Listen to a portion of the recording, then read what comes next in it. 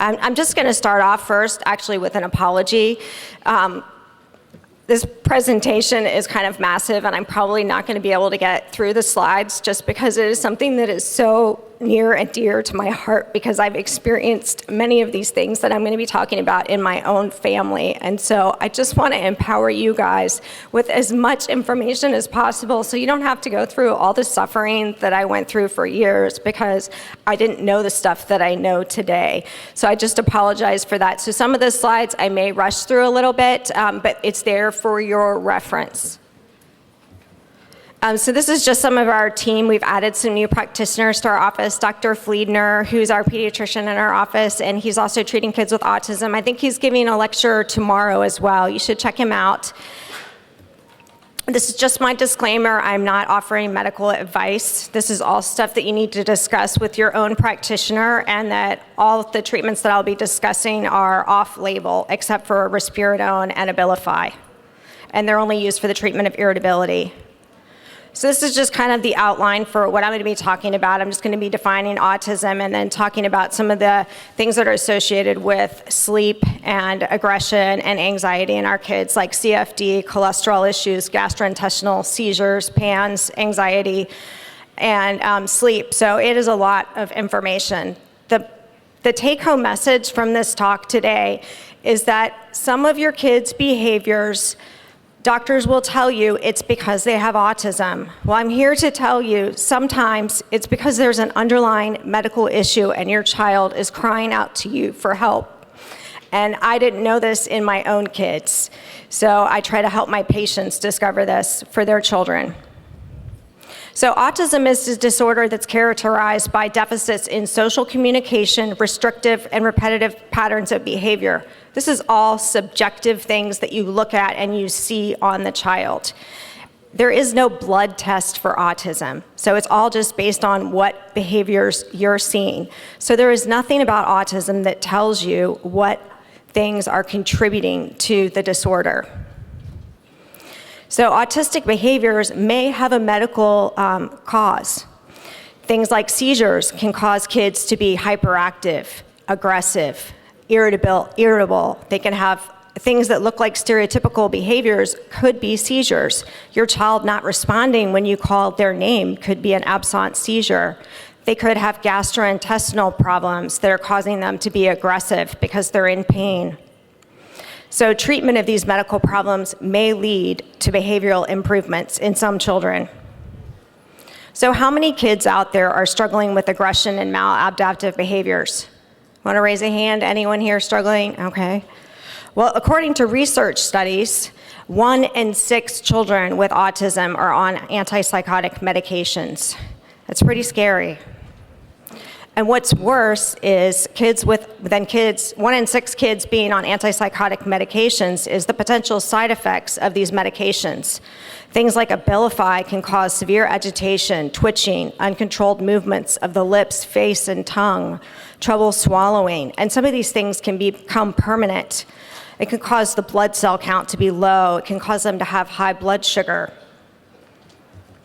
Drugs like risperidol also have side effects as well, such as drowsiness, dizziness, weight gain, constipation, which might even be the cause of their aggression to begin with. Some kids have problems with cholesterol. Some males develop enlarged breasts from taking risperidol.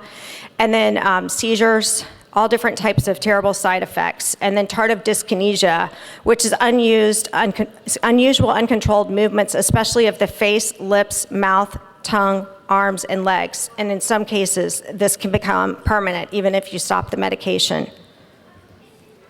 Now, I'm not saying that these drugs are not useful in some situations. You have to remember that if your doctor prescribed this medication for your kid, he or she believed or judged that the risk or the benefit was more important than the risk. So, and not everyone is going to have all of those side effects. Every drug you take, even ibuprofen, has side effects. So they're not drugs that you are going to stop abruptly. They're things that have to be weaned. And I have had to use risperidol a few times in clinical practice temporarily until we could find out what was the underlying cause, just to prevent the kid from not, beating their parents up. So they do have their place in some situations.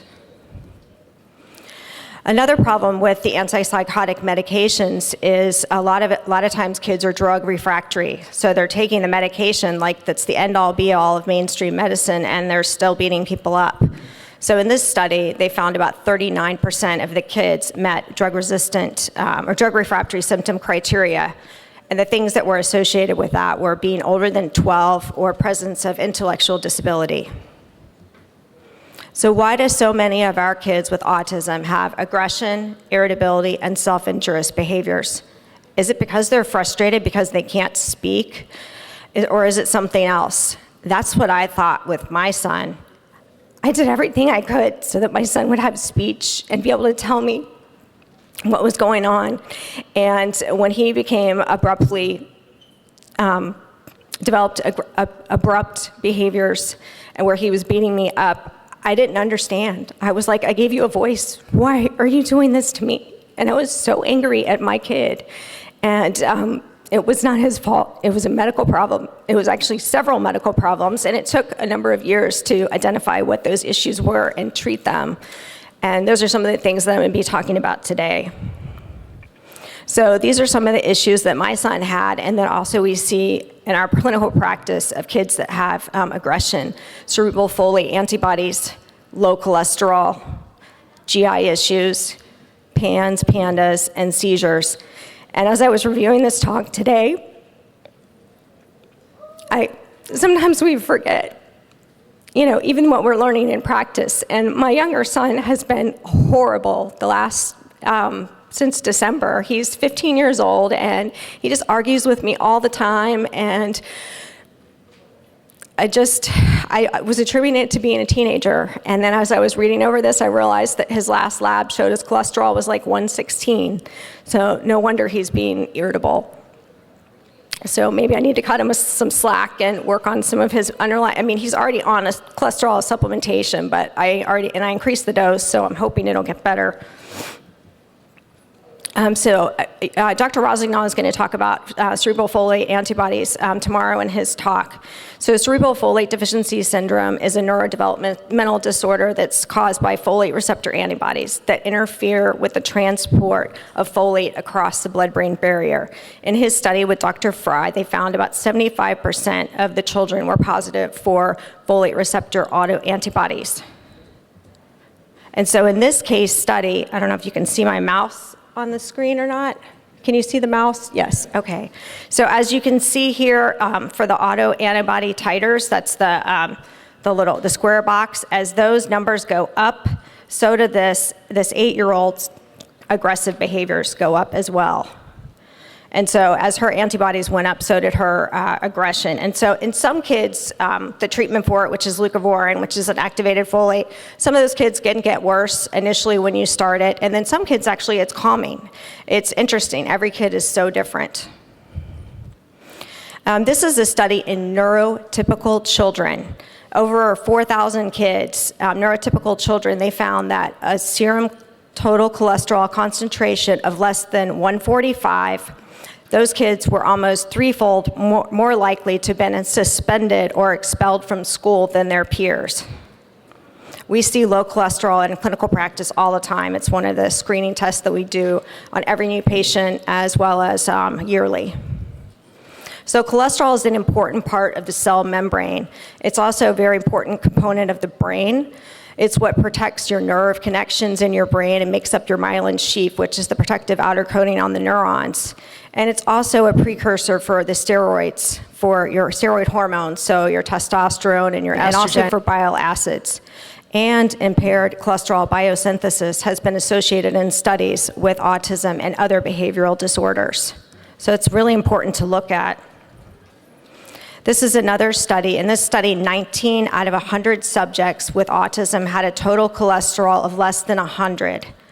And we see a surprising number of those kids in our practice. So how do you increase your child's cholesterol? So it can be raised by the diet, so animal yolks, egg fat, processed meat, and then alternately some kids need a cholesterol supplement. And when my kid's cholesterol was like 116, he was on 3 cholesterol supplements twice a day, which is quite a lot, and I put extra eggs in everything I make. Some kids, it's just harder to get them to take the cholesterol in. So the role of cholesterol in treatment. So this was an open label study of cholesterol supplementation in children with low cholesterol, and they found that the kids had less aggression, less self-injury, less tantrums, less irritability, and less autistic behaviors. Now I'm moving on into GI issues. So in the American Academy of Pediatrics, in their guidelines, that state that children with autism and poor communication may express abdominal pain through atypical behavior, such as pressing on their abdomen, sleep problems, and self-injurious behaviors and aggression. So some of the potential gastrointestinal problems that researchers have found and that we see in clinical practice that cause behaviors in sleep include inflammatory bowel disease, dysbiosis, which is abnormal bacteria and yeast, constipation, and then esophagitis or reflux. So if you look at this kid here, if you saw him in the ER, you would think that his parents were beating him up. Actually, he did this to himself. The picture here is after he received treatment for his inflammatory bowel disease. He had been in so much pain, he was just abusing himself just to try to deflect the pain from himself. And so when he was treated by Dr. Kriegsman, who put this in his paper, there he is in his Halloween costume. So Dr. Kriegsman also noted in his paper that some of his patients with disease of the small bowel and the large bowel will present with aggression, head banging, self-injurious behavior, food avoidance. I'll have patients that will have tantrums after meals because they're in pain after they've eaten, and then sleep disturbance and avoiding food. Some kids just don't want to eat. Dr. Bowie, another gastroenterologist, has also shown in his paper that he believes that aggression and self-injurious behavior can be the cause or the symptoms of gastroesophageal reflux. So in his study, 5 of the patients with these behaviors had reflux, and 3 out of 6 of them had esophagitis. So dysbiosis is something that we see commonly in practice that can cause a lot of bad behaviors. Things like Klebsiella and Clostridia and Citrobacter can cause our kids to just become little monsters. So Maddie Hornig did a study where she found that microbes, both pathogenic and non-pathogenic, can cause immune system activation and produce autoantibodies to brain cells that affect behavior in susceptible individuals. So not everyone is going to have an issue that gets exposed to things. This is another study that showed certain species of Clostridia produce propionic acid. And Derek McFabe, he's a researcher from Canada, he's infused propionic acid into the brains of adult rats and found them to have reversible symptoms of autism, like stereotypical behaviors, tics, hyperactivity, and other issues. This is a systemic review of the medical literature that has identified a correlation between Clostridia bacteria colonization of the intestinal tract and autism. And also of note, they found that ingestion of glycophosphate, which is an herbicide, can reduce the beneficial bacteria in the gastrointestinal system. So without causing problems to the Clostridia. So the Clostridia is not affected. And so that might be why some of these kids do better on organic diets. So some of the symptoms of Clostridia dysbiosis, it can vary from child to child. Some kids, it's spitting, playing with their spit. Some kids are very OCD, have aggressive, they're irritable. Some kids are constipated, some kids have diarrhea. So it can vary, and carbohydrate seeking. And then some kids are just laying on and holding onto their stomachs because they're in pain. So how do you test for dysbiosis? So there's several ways. You can do a urine organic acid test, which measures the metabolites for Clostridia and yeast and bacteria. And then you can do a stool test that'll actually tell you what bacteria is present. Clostridia, unfortunately, is an anaerobic bacteria, meaning it does not live in the presence of oxygen. And so for that reason, it's really hard to culture it. So we can test for it basically by measuring its metabolites in urine.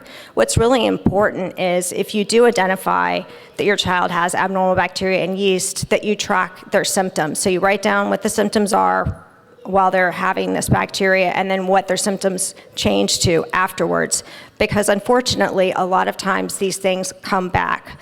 So Clostridia goes into spore form when you go on antibiotics, and so it's going to grow back out again eventually, and it just depends on your child when it comes back. So it's important to kind of know what your kid's symptoms are, because you don't want to have to wait 3 weeks to test every single time. So some of the potential treatments for Clostridia include hyperbaric oxygen therapy. As I said, they don't like oxygen, they don't live in oxygen.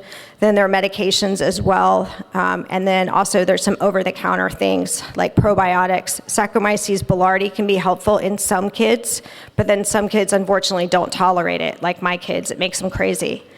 And then carnitine supplementation can help as well, because it helps the blockage of propionic acid creates in the carnitine pathway.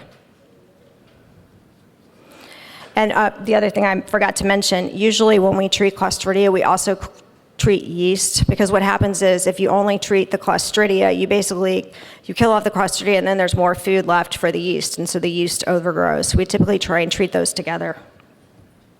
So this is a study where they were looking at the reoccurrence rates of Clostridia after treatment with vancomycin, and so after 10 days you can see there was a high reoccurrence rate. And so that you found that there was almost no reoccurrence in the kids that were pulsed every 3 days. So we have some children, a small number in our practice, that have severe behavior problems with Clostridia, and their behaviors return within 3 days. And so some of those kids need to be pulse dosed with vancomycin every 3 days. But that's rare. Typically, most kids, it's every few weeks to 6 months. So yeast is also a big problem in our patients. In this study, 57% of the subjects with autism had yeast in their GI tracts. Now, back when I started all this thing, everyone laughed about yeast. Oh, there's no such thing as yeast in the GI tracts. And now there's actually studies to prove it, because this just came out in 2017. This study also found that dysbiosis, or abnormal bacteria, is sustained by diminished lactobacillus. So the probiotics that you take are really important. So there's also new evidence on altered gut microbiome in children with autism. So this is another study showing that children with autism had more than double the yeast than their neurotypical subjects. They also observed that these kids had higher counts of E. coli, Shigella, and Clostridium than their other children, especially in the kids that were constipated. So this is a case report of a 14-year-old boy who had autism behaviors and fecal incontinence, and he was treated with an antibiotic and an antifungal, and he had a reduction in his behaviors. This is something we see all the time in clinical practice. I had a patient that came to me. He was on several antipsychotic medications, lithium, and then when we treated his Clostridia, his behaviors got better, and they were able to start weaning him off those medications. So these are some of the potential over-the-counter treatments for yeast. Diet is huge. Unfortunately, with my family, yeast was such a big issue, our antifungal stopped working, and so I finally had to start the specific carbohydrate diet in my family, because the yeast diflucan no longer worked. And so I had to do it in a way that was sustainable for my family. So I followed the diet almost perfectly, but I don't look for specific carbohydrate legal supplements, and I don't make my own ketchup.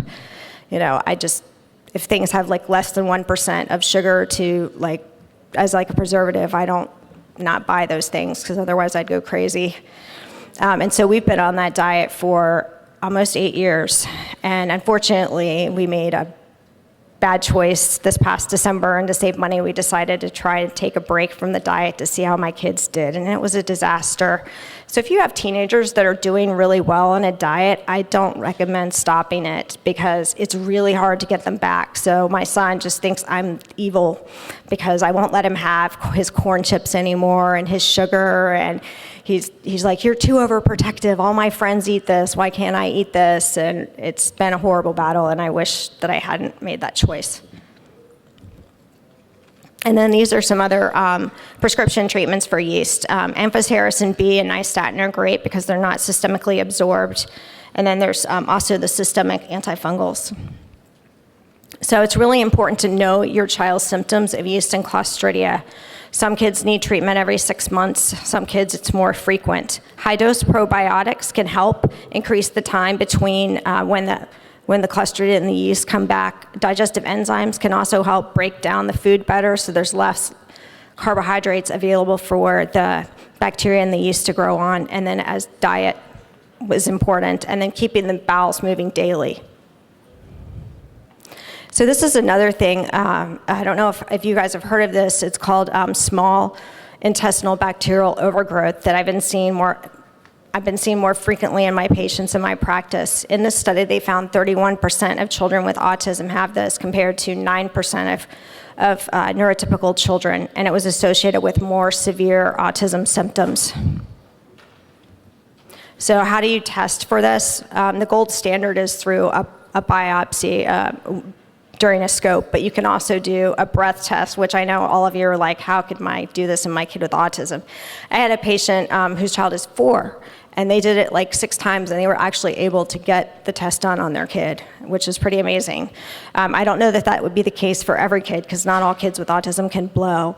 But basically what happens with SIBO is your small bowel, which is typically sterile because of constipation and other issues, things get backed up into the small bowel, and then abnormal bacteria and even normal bacteria will overgrow, and they'll produce hydrogen and methane, and so through fermentation. And so number one here, that's what happens, and then those gases are absorbed into the bloodstream, and then you breathe them out through your lungs. And so the test, you drink a special sugar, and then you measure their children's breath. As it comes out, it measures the level of hydrogen and methane. So some of the predictors for small bowel overgrowth syndrome in a study with children with abdominal pain and functional gastrointestinal disorders included altered pattern of defecation, loss of appetite, and belching. So a lot of these kids have a lot of gas. They're very uncomfortable from the fermentation going on in their small bowel. Some of the causes of this can be constipation, I think, is a big one in our patient population because I see it so often in practice. 90% of cases are caused because of small intestine motility disorders, chronic pancreatitis, which we really don't see in our kids. Some of these kids have pancreatic digestive enzyme insufficiency, so we'll use Creon in some of those kids. And sometimes it can be immunodeficient symptoms, and then sometimes more than one factor can be involved. So it's important when you're diagnosing, you're looking at the symptoms of bloating, especially after eating certain foods, and diarrhea, constipation, malabsorption, gas, weight loss, and malnutrition. And I already talked about the testing for this. So the treatment is complex. So you want to treat the cause. So if it's constipation, you want to make sure that your child is having a bowel movement every day, and then you want to address the symptoms. It's going to be individualized. So if the child has a problem with pancreatic enzymes, you want to have them on a pancreatic enzyme supplement. And then there are probiotics that can help as well. And then there's a special diet called the FODMAP diet. It is not a permanent diet. It is basically it's a food elimination diet. Basically, you eliminate all of these foods that are known to cause fermentation. I think it's Monash University that's the one that identified all the different foods. And if you look up Monash, and I think it's FODMAPs.com, they'll give you a good list of all of the foods on the FODMAP diet. And what patients will do is eliminate those foods and then slowly over time try to reintroduce them and see which ones their children tolerate. So some kids may not tolerate a whole banana, but they'll be fine with half a banana. So it just depends on the specific child. But the goal is to add as many foods back as possible. It's not to restrict your child from eating. So what percentage of children with autism struggle with constipation? In this study, moderate or severe constipation was more frequent in the autistic group than in the control subjects. And I see this a lot in practice. So what is constipation? So if you look at this diagram here, this is what normally your rectum will look like with stool. And then this picture here is what happens with a megacolon. So a child that's been constipated for long periods of time, basically a big ball of stool develops here. And what happens is it's like a plug. It's like a plug in your drain, and so nothing can come out except sometimes liquid. So parents will say, oh, my kid's not constipated because he's having diarrhea. But actually what they're having is liquid stool leaking around this big plug. And so this is quite common. They say 54% of children with autism have moderate to severe fecal loading and acquired megarectum in this particular study. And this can cause the stools in the bowels to back all the way up to your stomach. We've even had some patients throw up stool. So it can cause reflux. So if your stool is backed up to here, you've got to imagine, you're not going to want to eat. So a lot of these kids don't eat. They're skinny. And it can cause a lot of behavior problems. So one of the strongest consumption of milk is one of the strongest predictors for constipation, so it's one of the important reasons for considering eliminating milk from your child's diet. So this picture here is of a child who basically every night he would lay down in bed and he would have a poop party. Basically, he'd poop in his bed and get up, take his diaper off, and fling it around and leave a trail of poop to his parents' room to let them know that he'd had a bowel movement. And this is my house. This was my child at 10. He was not potty trained, and I did not know that it was because he was constipated. I was completely clueless, and basically it was at nighttime when his bowels could relax well enough for him to pass his stool. And it wasn't until I started him on the specific carbohydrate diet that this stopped, and thank God, because I'm a germ freak, and Stanley Steamer was frequently at my home cleaning my carpets. So this is, it's important for you to monitor your child's stools. So the Bristol stool chart is what we use. You can find pictures of it online. I have it here. So number 4 is kind of what you want your child's stool to look like. It's not always going to look like that. I think the most important thing is that they're going every day, and it's a good amount, not a small amount, because your child can be pooping every day and still be constipated. If they make 12 inches of poop, but they only poop out 8 every day, then it's going to build up over time without you even realizing it. So one of the big things is when you have a child who's been toilet trained, who also all of a sudden starts having fecal incontinence, you think of constipation. It's not normal for your child not to have a bowel movement for 2 or 3 days. Sometimes we have patients that come in and their kids only have bowel movements once a week. So it's really important that you stay on top of it. In our house, the fear is an enema. No, none of my kids want an enema, and so they know that they have to show me their poop, because if they have less one day, I'll give them something like oxy powder or some of the other treatments I'm going to talk about, so that we don't get to that stage, because nobody wants that. So how do we diagnose constipation? Sometimes it's really hard to tell based on what your child is doing. So often I'll order an x-ray. So in this x-ray, you can see this kid has a ton of fecal matter, and then he's got a big ball of stool right here. And then you can also see abdominal distension. Some of the common causes of constipation would be food allergies, inadequate fiber in our diet. A lot of our kids don't eat vegetables. They may not drink enough water. They may have poor GI mobility related to mitochondrial dysfunction. Dr. Fry and Dr. Bowie published a study, I think recently, where they did biopsies of the GI tract and found mitochondrial dysfunction in the bowels of children with autism. And then also dysbiosis, such as yeast and Clostridia, can cause constipation. So if your child has an x-ray and it shows moderate to severe fecal loading, your doctor may recommend a stool clean out. I used to have patients do a clean out for 1 day, and I quickly learned that really wasn't enough. And then even sometimes 3 days with not eating much, they're still backed up because they've been backed up for so long. And so I usually do an x-ray after we do the clean out to see if it's been affected. And so there are different things and different protocols that you can use. You can find a lot online and talk to your doctor, because for each child it's going to be different what you're going to be able to get your kid to take. I mean, oxy powder is great, but if your kid doesn't swallow pills, it may not be the best thing for your kid. So the oral laxatives basically draw water into the bowel, and most kids end up needing an enema, because basically if you've got this huge plug down there and you draw all this water into the bowels to try and push it down, it's going to cause the kid a lot of discomfort and pain. And I know an enema is not fun, and no kid likes that, but it's much better to have that broken up by an enema than to try and pass that huge stool ball. And so I have patients that when they give their kids things like magnesium and magnesium citrate, their kids get aggressive and start slamming doors. It's because they're in pain, because they've got this big stool ball that they can't get out. So just something to consider. The other thing that's really important is when you do a stool clean out, because your colon is enlarged, basically it's become floppy, so it's lost its muscle tone. And so pretty much after you clean them out, they're just gonna fill right back up with stool, and then you're right back to where you were. That's why it's really important that you give them something every day to keep them going, something that's like mashed potato consistency, so it's easy to pass, so they're not afraid to pass, because sometimes kids will stool withhold. And so if you do that for 6 months, sometimes the bowel will come back down to normal size, and they'll regain a normal bowel function.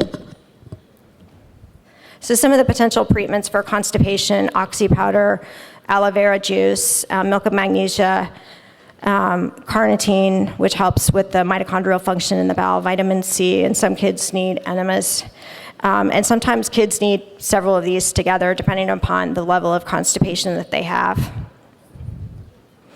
So now I'm going to move on to seizures. So seizures can also be associated with aggression, and they're more common as kids with autism get older. So seizures occur when there's excessive neuronal discharges in the brain, and the location in the brain where the activity is happening is how the person appears. So if your child is having a seizure in their speech center, you may just see absence of speech. So epilepsy is defined by recurrent seizures, so you have to have at least 2 to be considered to have epilepsy. So the severity of autism symptoms may be associated with increased incidence of EEG abnormalities. So children with seizure-like activity, and we're not even talking like true seizures, but seizure-like activity, are more likely to have stereotypical and aggressive behaviors, according to this study.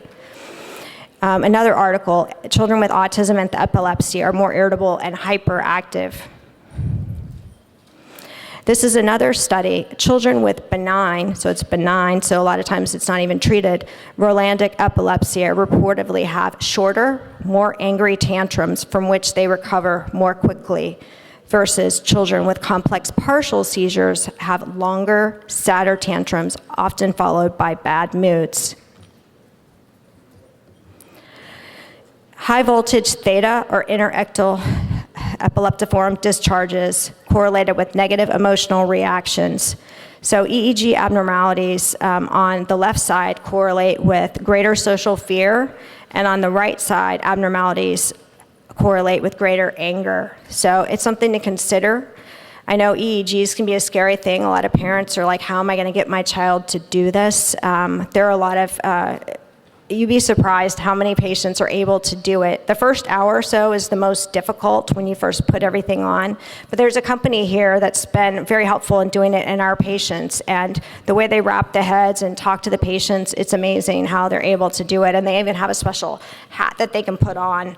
And I think they've even used like boxing gloves to cover up the hands to, in a really severe child, to prevent them from pulling out the electrodes. So risk factors for acute behavioral regression in psychiatrically hospitalized adolescents with autism. So in this study, they found 21% of the subjects, the cause of their hospitalization for aggressive behavior was uncontrolled seizures. So regression in the following can be a sign of subclinical seizures: aggression, self-injury, severe tantruming, making few or no academic progress after previously doing well in school, loss of cognitive skills or speech, and staring off in space.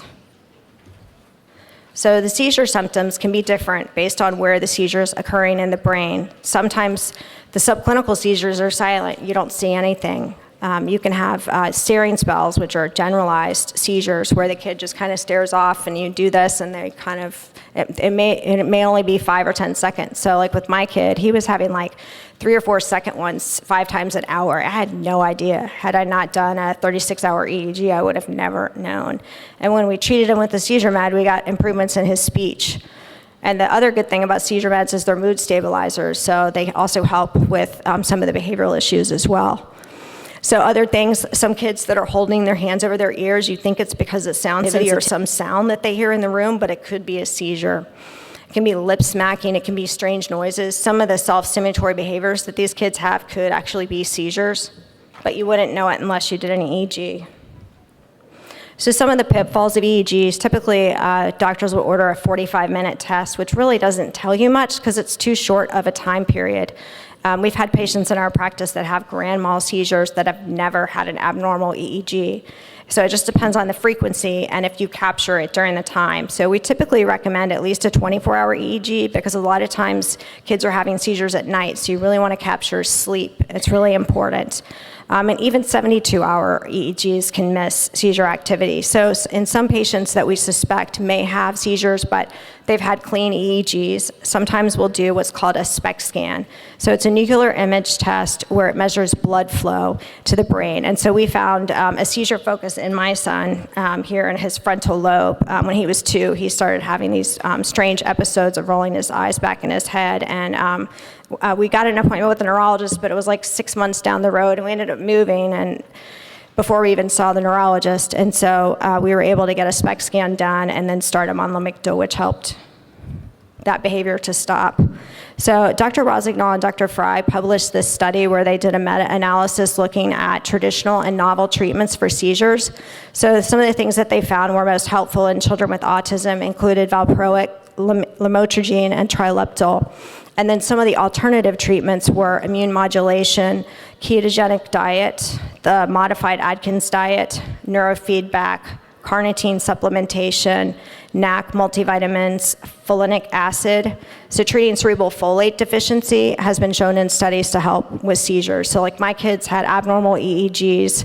I never thought they'd get normal. I mean, I didn't think the slowing and the abnormalities would ever improve. And after 3 years of being on leucovorin for their cerebral folate deficiency, their EEGs actually normalized, and we're starting to wean them off their seizure meds. I didn't think that was possible, but we're seeing it. And then even the casein gluten-free diet has been shown to be helpful in treating seizures. This is another study. This is not of children with autism, but it's of children with epilepsy who used hyperbaric oxygen therapy to treat their seizures. And in this study, about 43 out of 100 subjects were able to stop their seizure meds, while many others were able to decrease their dose just by using hyperbaric oxygen therapy. So some of the seizure treatments are listed here. It's something obviously that you need to talk to with a doctor. I just got the 15-minute mark, so I'm going to kind of speed up a little bit because I know I want to talk about sleep and anxiety as well. And these are some of the supplements in your handouts that can have anti-seizure activity. And one of the things, when my son first started having seizures, it was because my doctor had suggested we take a supplement holiday. So I think it was because we stopped his magnesium and his omega-3 fatty acids that kind of potentiated that. So now I'm going to talk about PANDAS, or PANS. This is something that is abrupt, severe onset of aggression and tantrums. It's not something that your kids had this for years. They've always been OCD. My son had always had some underlying OCD, but not severe OCD. And when he was 8, he started beating me up. He had to have certain things in certain places in the house, and if you moved them, he would flip out and he would attack Mom. And he would attack me if it thundered and lightning, like he thought I could control the weather, and we lived in Florida, and it did that all the time. So he had all these really crazy, weird idiosyncrasies. So children with PANS, a lot of times will end up in psychiatric wards, like the neurotypical ones. It's bad. And some kids won't get in the car because of fear of germs. And so these kids are really sick. Things that you might see are licking, shoes, barking, motor and phonic tics, wringing their hands, behavioral regression, and terrifying episodes of extreme anxiety and aggression. So 80% of PANS patients in the studies have post-infectious autoimmunity and/or neuroinflammation. So it's an inflammatory problem or an autoimmune problem after some sort of infection. In most instances, PANS are suspected to be post-infectious origin. The one microbe that they've definitely identified causing it is called group A strep, but it also has been associated with other things. Like I've had quite a few patients have developed PANS after hand, foot, and mouth disease. They've also been case reports of mycoplasma pneumonia, Epstein-Barr, the flu, herpes, varicella. Usually we always ask about the history of infections. Have they recently had a respiratory infection or a sore throat or bronchitis? So the thing that's really important is that it is acute and an abrupt, dramatic onset of either severe OCD or food restriction. And then you have to have one of the two of the following. So behavioral regression, either tantrums, aggression, emotional issues, irritability, separation anxiety. All of a sudden your kid won't leave your side. They're afraid you're going to die. Excessive urinary frequency, urgency, incontinence. Academic problems, handwriting problems, motor tics. These are some more of the common symptoms. Sleep disorders are huge, 80%. Separation anxiety, about 98%. The urinary frequency is huge, about 90%. And handwriting deterioration, typically they start writing really large. And then tics, about 70%. So this is a caveat with this. So PANDAS symptoms severity typically diminishes between episodes, but it may not disappear to levels prior to onset. And it could be because there's a strep carrier in your house, so they're constantly being exposed to it, or they're being exposed to other things at school. A 24 to 48 hour culture is recommended for testing, and also doing perianal swabs, because sometimes kids have perianal strep infection and they don't really have any symptoms, and so you wouldn't know it was there unless you tested them. So we also do titers. What titers tell you, anti-DNase and ASO, they just tell you that the child has recently had strep exposure. Every kid that has strep exposure may have a rise in titers. It does not mean that your child has PANDAS. They also have to have the symptoms. Just because your child has a rise in titers doesn't mean they have PANDAS. And also, they can be falsely not elevated. So you can't always assume that just because they're not elevated that the child does not have PANS or PANDAS. So how do we manage this? So the treatment of PANS depends on 3 complementary modes of intervention. First, managing the symptoms with supplements, medications, and cognitive behavioral therapy. The second would be removing the source of inflammation with antimicrobial interventions. And then the third would be addressing immune system with immune modulatory treatments as well as anti-inflammatory treatments. Okay, I got 10 minutes, and I think, yeah, okay. So new onset PANDAS, either positive rapid streps or positive throat cultures can be treated with antibiotics. And in this study, OCD symptoms resolved in these kids. Not all PANS is caused by strep. It can also be caused by Clostridia. And so sometimes when kids get antibiotics for what they think is strep, they might get worse, and it might be because they have a Clostridia overgrowth. In this study, they used IVIG, and even some of the kids that have had PANDAS symptoms for years had improvements. And so it's never too late to get help. So my son didn't get IVIG until late in the progress because we didn't know what was going on, and we still saw benefits. Also, serotonin can help with OCD. So SSRIs are the drug treatment for OCD, and so, but 30% of children or patients remain treatment refractory. And so they found that sometimes these drugs need to be used in combination with other drugs like Namenda. So they also find in these patients glutamate dysfunction in OCD. So it's an excitatory neurotransmitter that's dysregulated in OCD. And cerebral spinal fluid levels of glutamate has been found to be significantly higher in people with OCD than controls. So Namenda, which is a medication for Alzheimer's and an MDA receptor antagonist, also regulates the activity of glutamate, a neurotransmitter involved in memory and learning. And it's been reported to help with obsessive compulsive disorder in open label and placebo-controlled trials. And it's also been shown in some animal models to decrease neuroinflammation. This is another study of Namenda, which you can just use for your reference, but 89% of the patients in the Namenda group compared to 32% in the placebo group received remission of their OCD. So these people had moderate to severe OCD. So they were using Luvox, which is an SSRI, in combination with Namenda. So sometimes if things are treatment refractory with an SSRI, you can also add in something like Namenda. Amantadine is another NMDA receptor antagonist that works by decreasing amantadate, and we found it to be helpful in some patients in our practice, and it's been shown to be beneficial in obsessive compulsive disorder. So some of the treatments for mood abnormalities and aggression. So this is just a list for your benefit. So addressing cholesterol issues, sulforaphane, which is broccoli extract. I'll talk about the study related to that. Propranolol can be helpful in some of these kids because they have their sympathetic nervous system is on overdrive, and propranolol is a beta blocker and helps bring down the norepinephrine and epinephrine. And then pentoxifylline has been used. It helps decrease inflammation through tumor necrosis alpha, and that's been shown to be helpful in some of these patients. And then some of the seizure meds actually are mood stabilizers. So this is a study using sulforaphane, and they showed in this study that children with autism had improvements in social interaction, abnormal behavior, and verbal communication. This is a study with NAC. There was a child who had really bad self-injurious behaviors, and when he was put on NAC, those behaviors stopped. When they stopped the NAC, the behaviors came back. But fortunately, when they restarted it, they went away again. This is another study of NAC that you can just use for your own reference.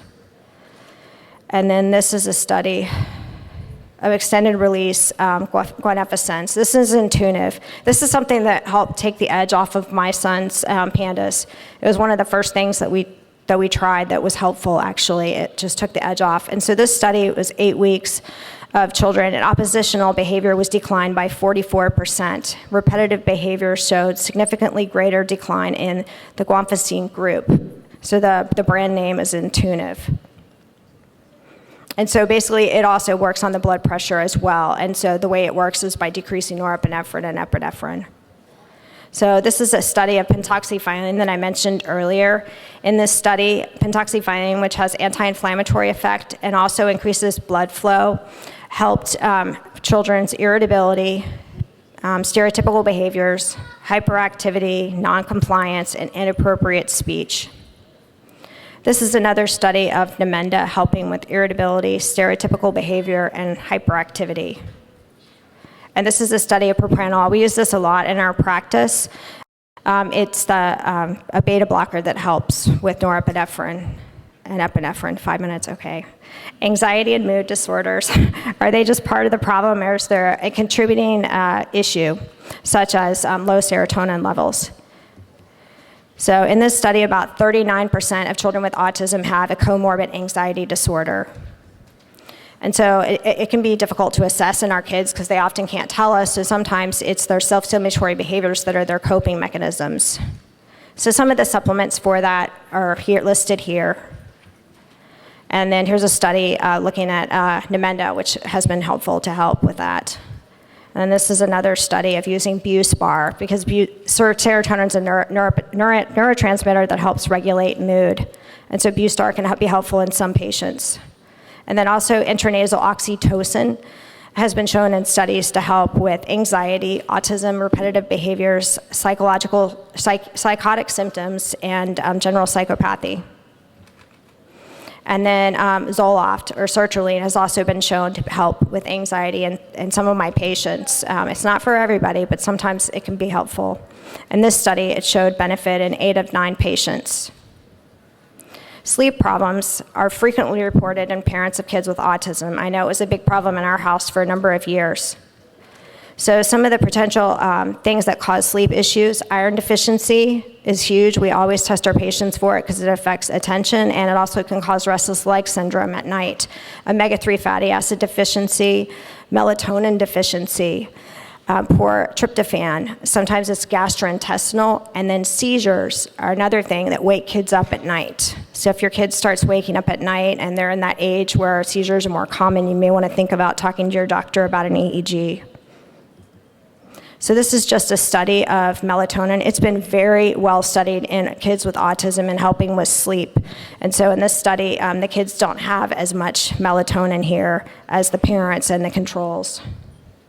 So this was kind of my house. This is dad making melatonin and sleeping great. And then this is mom, and the child is all on the bottom. Yeah. So this is a study where synthetic food coloring actually was affecting kids' sleep. I think it was yellow food dye, which is I'm not going to pronounce it right, but tartazine. So think about those types of things. And so some of the treatments for sleep issues include melatonin, multivitamin, iron, carnitine, in Rett syndrome, coenzyme Q10, 5-HTP. We use that a lot to help patients stay asleep. Melatonin typically helps patients go to sleep, and 5-HTP helps them stay asleep. It's also a serotonin precursor and can help with some OCD and calming as well. And sometimes kids need dietary changes, and some patients need medication to sleep because sleep is important. Not only is it important for your child to be able to learn in school, but it's important for your sanity because if you're not sleeping, you're not going to be able to get your kid better. So sleep is sometimes one of the first things we address. I know the parents want their kids to talk, but if they're not sleeping, it's going to be hard to implement all the rest of the treatment plans. So it's really something that's important in these kids. So this is just, there have been 7 randomized double-blind placebo-controlled trials of melatonin and autism. And then this is a study of using iron supplementation and helping with sleep. And then ubiquinol, which is a form of coenzyme Q10, helping improve sleep in 34% of kids. And then this is a study using clonidine. It was effective in reducing sleep initiation, latency, and night waking. So these are some of the treatments that have been published as evidence for treating sleep issues. So melatonin, as we talked about. So the take-home message for you guys is that your child deserves a proper medical evaluation for their behaviors because it may not just be a psychological thing. There may be something going on that they're trying to tell you. And it can be hard, and you'll have many doctors that will tell you that it's just because your child has autism, go somewhere else. That's what I had to do. My kid had diarrhea for the first 2 years of his life, and I was just told it was toddler's diarrhea, and the guy refused to do any testing. And so it wasn't until he was 12 years old that we finally were able to get into a GI doctor that would actually scope my child, and they found ulcers and an inflammation, which was caused by dysbiosis. And so, don't let people ignore your child. They deserve a voice, and you have to be that voice for your child. Thank you.